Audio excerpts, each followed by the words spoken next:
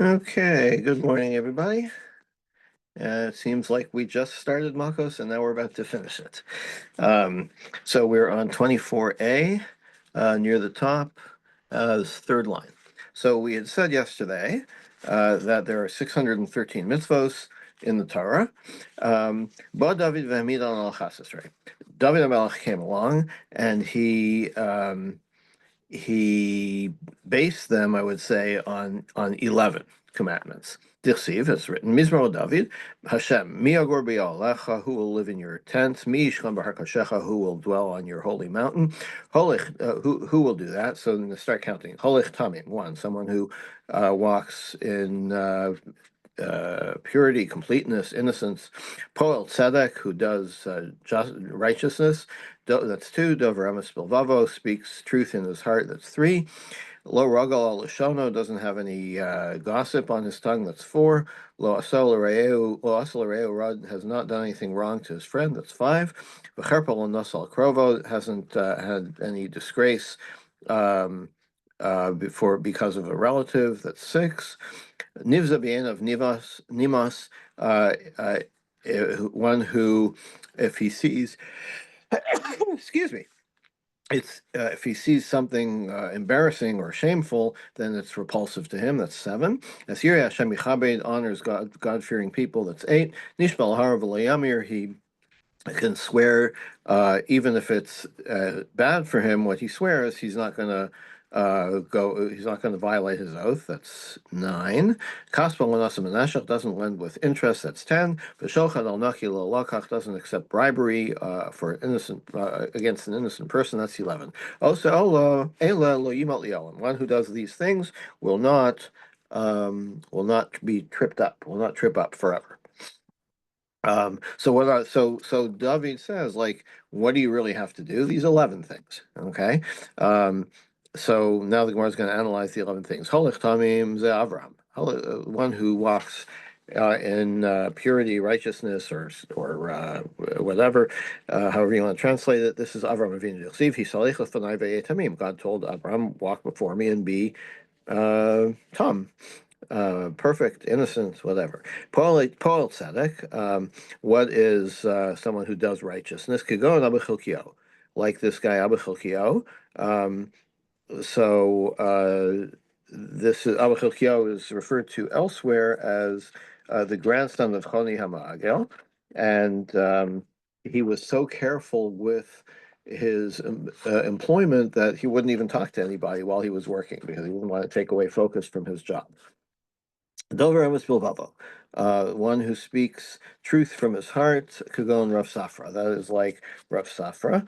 Elsewhere, the Gemara or the Rishonim understand that Rav Safra was reading the Shema and somebody wanted to buy something from him and kept raising the offer. Well, because Rav Safra didn't respond, he wasn't responding because he was reading the Shema.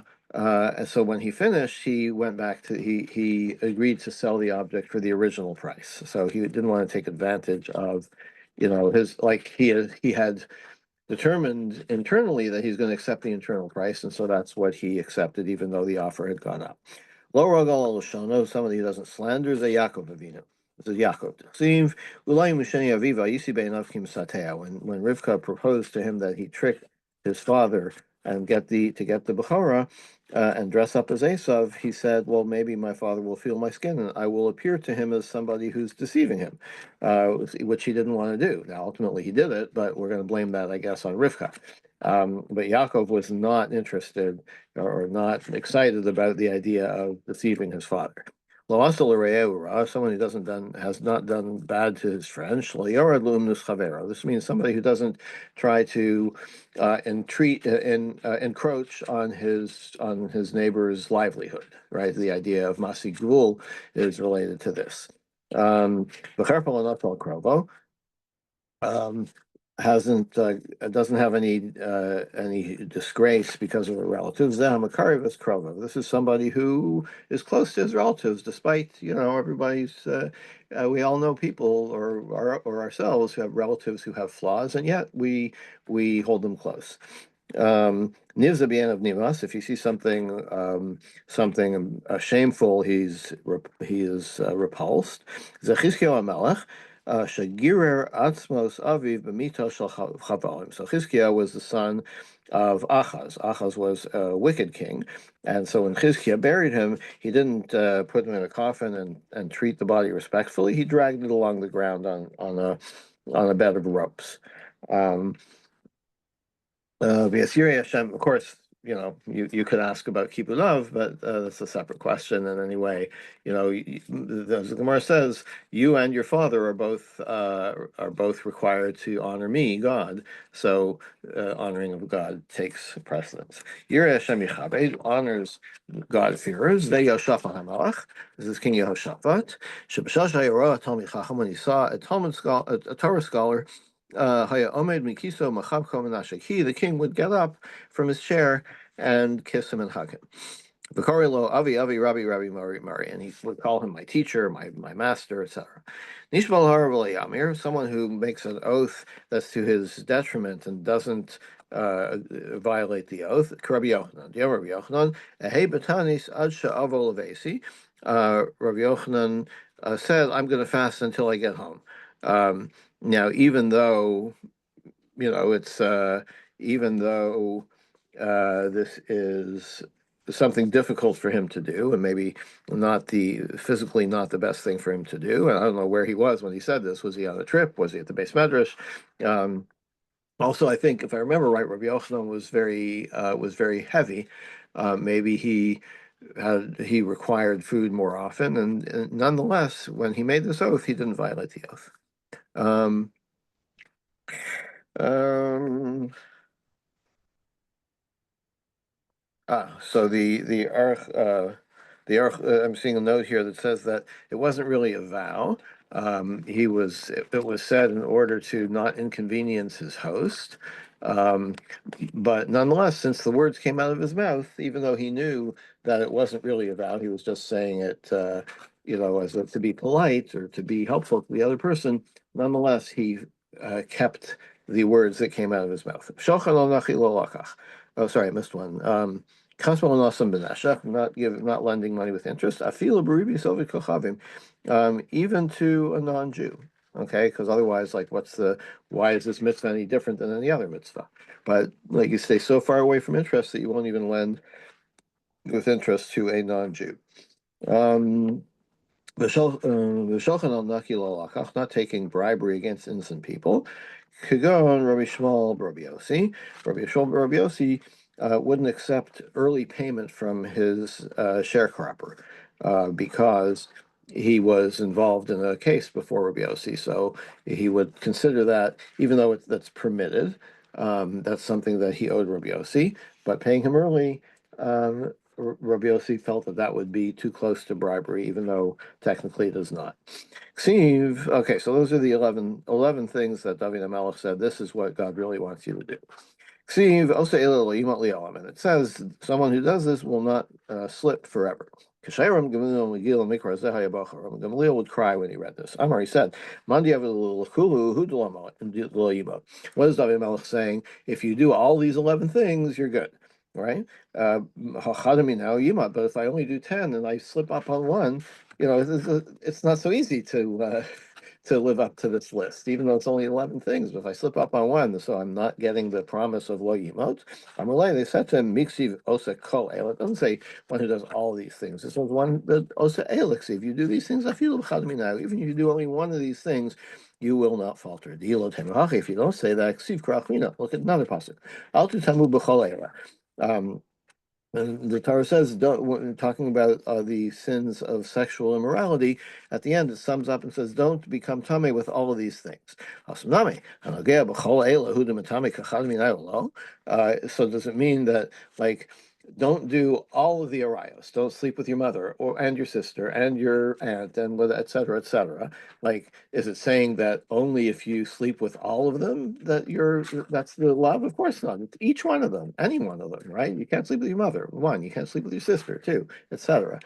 So b'chol eila means any one of these. Hachanami ba'achas mikol elu. So David HaMelech also, if you do any of these, you're good. So anyway, Bo Yeshayahu V'amid al Sheish. So apparently 11 things was too much for people to cope with. So Yeshayahu came and distilled it down further to 6 things. Dirsiv, Holech Tzedakos, one who walks with righteousness, V'dover Mesharim, and speaks truth, or fairness maybe, Mois Bevetza Ma'ashakos, who is repulsed by deceitful profit. Noer Kapov Mitmoch Bashalchad, who shakes out his hands from holding bribery, keeps his hands really clean from bribery. Otem Azna Mishma Damim, and closes his ears to things that are bloody, maybe that lead to bloodshed. V'yotzem Einav Merosara, and averts his eyes, closes his eyes from rather than seeing evil. So what is it? What do these 6 things mean? Holech tzedakos, one who walks with righteousness, Avram Avinu. Tichsiv, ki yadati v'man asher yitzaveh v'chulei yitzaves b'maves b'yisrael acharav v'shamru derech Hashem lasos tzedako mishpat. Right. So Avram was commanded, or not even commanded, but was attested by God that he will instruct his children to behave with righteousness. V'dover mesharim, one who speaks fairly, someone that doesn't anger his friend in public. Mashakos, one who is repulsed by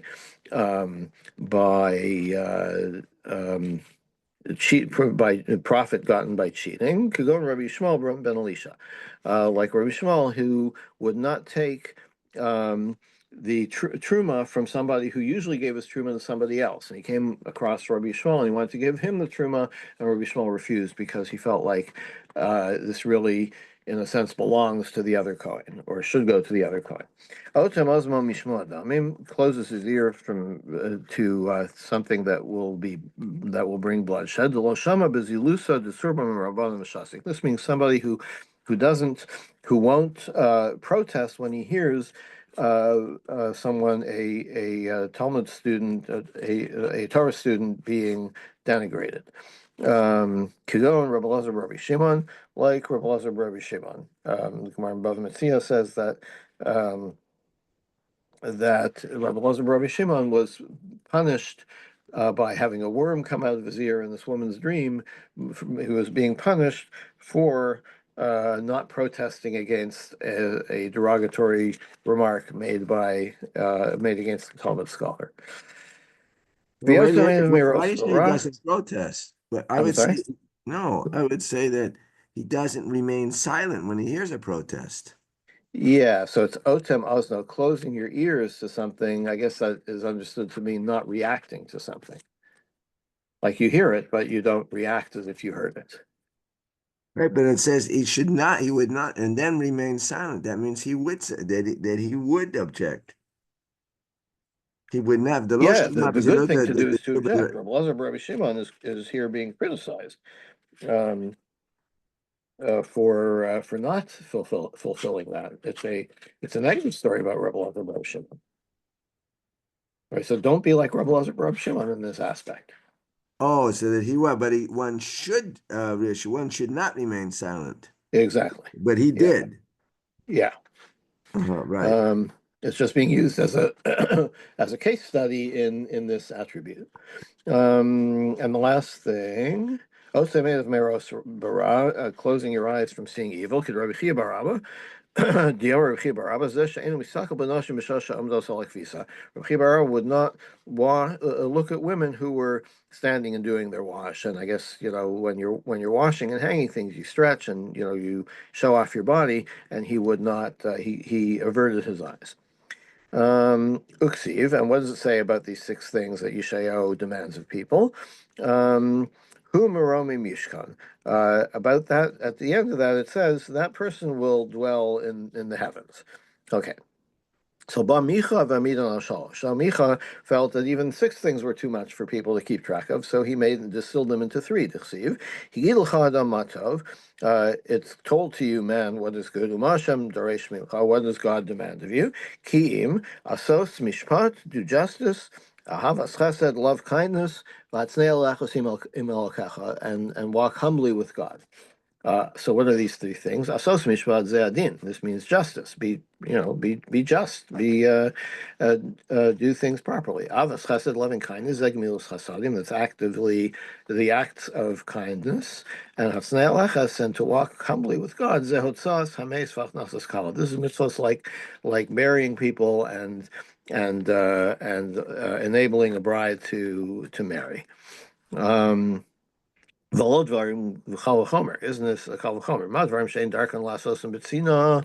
What's amar tar things that are publicly done, like funerals and weddings, right? And God says hatsnei alechas.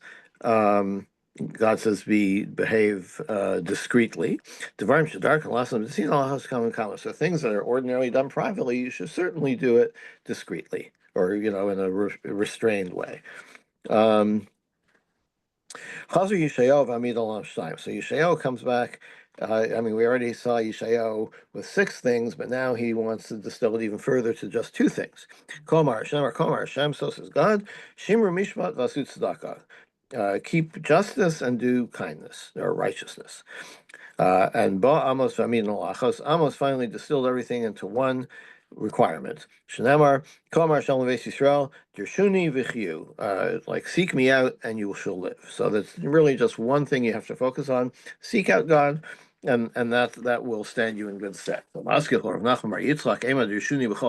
Maybe seek me out means seek out all my mitzvahs. Maybe Micha is really saying you have to keep the 613 mitzvahs. It's Habakkuk who distilled everything into one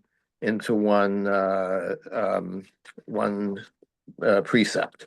Shenamar, but tzaddik b'emunaso yichya. A tzaddik will live through his faith. So faith in God is the sine qua non of Judaism or of Torah. Amar Yossi Baruch Hanina. So what does this mean? Clearly, we're still required to keep the 613 mitzvahs, but I think the way I understand it is that you can't. It's hard to keep track of all of them. There's a lot of mitzvahs, right? If you just keep in your mind faith in God, then that will stand you in good stead to live a life of mitzvahs. Tzadik Yisod Olam. Yeah, is that a pasuk though? Yeah, it's found in Tanya. I don't know where it comes from exactly, but maybe I don't know. Moshe Rabbeinu had 4 decrees for the people, for us. Bo, Arba, Nevim, Ubitlum, and they were later canceled by 4 later prophets. Moshe Amar V'Yishkon Yisrael B'Batach Badad and Yaakov. Moshe said Yisrael will dwell alone, securely, like Yaakov. Amos came and said, Chadalna mi Yakum Yaakov. Let this decree stop. How can Yaakov stand? He's too small. God has regretted this or changed his mind on this. So God agreed with Amos. I'm not sure exactly what this means. That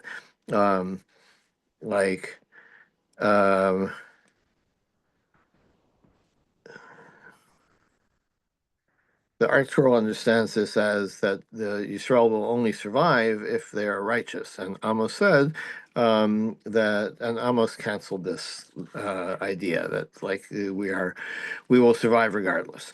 Moshe Amar Uvagoy Mahem Larsagia. Moshe said, among those nations you will find no rest. Bar Yirmi Amar Haloch Largio Yisrael. Go bring rest, bring calm to Yisrael, even in exile. Moshe Amar Poked Elvan Albani. Moshe said these children are responsible for the sins of the fathers. By Yechaskel Bitla, Yechaskel came and canceled that. Hanefesh Achotas Hitamus. Yechaskel said only the person who sins will die, not the next generations. Moshe Amar Vavad Tembagayim. Moshe said you'll be going to exile, you'll be lost among the nations, implying that you won't come back, that you'll be lost among the nations for good. By Yeshayahu v'Yamar v'Yabehu Yitakam Shefer Gadol. Israel, and it continues Uvdim Be'eretz Ashur, V'Yishtachavu Shabar Kodesh B'Yerushalayim. That on that day, the lost people of Ovdim Be'eretz Ashur, those who were lost in Ashur, will come back. So it's not a permanent thing as we understood Moshe implied. Amarav, Mistafina Mehai cry. I'm afraid of this pasuk Vavad Temagayim, that you will be lost among the nations. Masketh Rav Papa Dilma Ka'aveda Hamishba Keshes. Like, okay, things get lost, but they get found again. Like, why are you so worried about being lost among the nations? You could be found again, right? Like Yecheskel says, you'll come back, you'll be found. But you'll see there's another proof text for this. Ta'isi kaseo veid bakesh avdecha. I have wandered like a lost sheep. Come and find me. Ella misefa dekra. So it's the end of the pasuk that he was afraid of. Va'achla eschem eretz leivechem. The land of your enemies will consume you. Once you're consumed, there's no coming back. That's what he's afraid of. Maskif lomar zutra dilma bachilas kishuin udluin. Maybe the way you eat cucumbers and gourds. That you eat some and some are not ripe yet. Maybe you leave them on the vine. So it's like not the whole nation won't be consumed, just part of it. So don't worry so much. Is this referring to the 10 lost tribes? Is it referring to people who are assimilated? Is it referring to people of converted and they come back? I mean, what's it referring to? Any or all of the above, I guess. It's not specified. How will you be lost? Um, you could interpret it any or all of those ways. It already happened that these five rabbis, four rabbis were on the way on a trip. They heard the bustle of the crowds in in the uh, in the plaza in Rome. 120 mil away, they heard this. So they heard, a thriving city. And they started crying. Rabbi Akiva laughed. Amar lo mipnei masachik. Why are you laughing? Amar lo mipnei why are you crying? Amar lo, they said to him, Chalalu kushim shemishtachvim latzabim umekatim lolos kokavim. These kushim, these heathens who bow down to worship idols, and they're secure. They have a successful, bustling city. And they live peacefully. V'anu beis hadom raglei Elokeinu sarf. We, the temple is burned. Right? How tragic is that? The v'lo nifka. Shouldn't we cry? So Akiva said, for that very reason I'm laughing. If idol worshippers, they merit, a success in their city, so we too will experience an even greater success. It just hasn't come yet. Shuvpam. So I think we'll stop here. I mean, this is a well-known story similar story that the Gemara ends with. But if we have a siyum plan, then we'll finish it up with this well-known story of seeing the foxes wandering in the destroyed Beis Hamikdash. Well, where's the siyum? Is there a siyum? I have no idea. I don't think it's been brought up yet. Somebody make a proposal. Put it in the chat and see what people want to do. And so tomorrow is Shavuos, as you may have seen in the chat. Ellie is traveling this weekend, so he has already, I believe, recorded the first daf of Shavuos, and he will pick up with the second daf of Shavuos on Sunday evening at 7:45. So Mazel Tov on almost finishing Makos, and we'll see you next week. Have a good Shabbos, everybody. We'll do a siyum sometime, or yeah, put it in the chat and see what people want to do. Good Shabbos. Good Shabbos.